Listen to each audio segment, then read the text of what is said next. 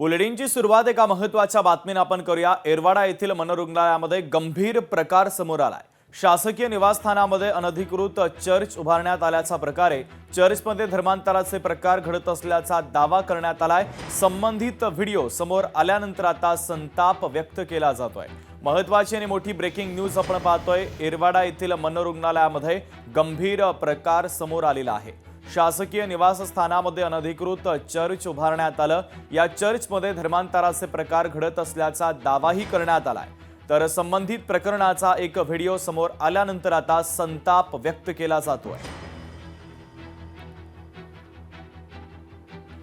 अमोल धर्माधिकारी आमचे प्रतिनिधी या बातमीच्या संदर्भातले अधिकचे अपडेट आपल्यापर्यंत पोहोचवतात। अमोल, शुभम, अतिशय धक्कादायक प्रकार हा समोर आलेला आहे। याआधीच या एरोडा मनोरुग्णालयामध्ये स्वच्छतेचा प्रकार समोर आलेला होता। तिथे जे रुग्ण आहेत यांची हेळसांड होत असल्याचा प्रकार समोर आलेला होता। पण आता याच एरोडा मनोरुग्णालयाच्या परिसरामध्ये उपअधीक्षक यांचं कार्यालय आहे, त्यांचा शासकीय बंगला आहे। त्याच ठिकाणी गेल्या 4 ते 5 महिन्यांपासून अशा पद्धतीने धार्मिक स्थळ तिथं बनवण्यात येत असल्याचा दावा करण्यात आलेला आहे।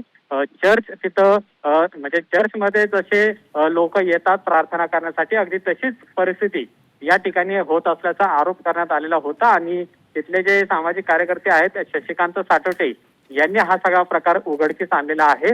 त्यानंतर आता या मनोरुग्णालयाचे जे अधीक्षक आहेत यांनी याची दखल घेतलेली आहे आणि तातडीनं याच्यामध्ये सुधारणा करण्याच्या सूचना दिल्या। तसेच जो उपअधीक्षकांचा बंगला आहे तो सुद्धा खाली करण्याच्या सूचना दिलेल्या आहेत। पण प्रशासनाचा भोंगळ कारभार या ठिकाणी पाहायला मिळते। सातत्याने अशा पद्धतीच्या चुकीच्या घटना या एरोड्यातल्या मनोरुग्णालयामध्ये घडत असल्याचं समोर आलेलं आहे। आणि आता तर थेट धार्मिक विधी किंवा धार्मिक स्थळ उभा करण्याचा घाट आहे तो तिथं सुरू असल्याचं दिसून आलेलं आहे।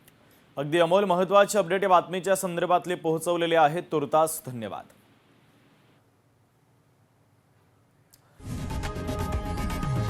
लोकशाही मराठी ऐका, पहा, जागरूक रहा।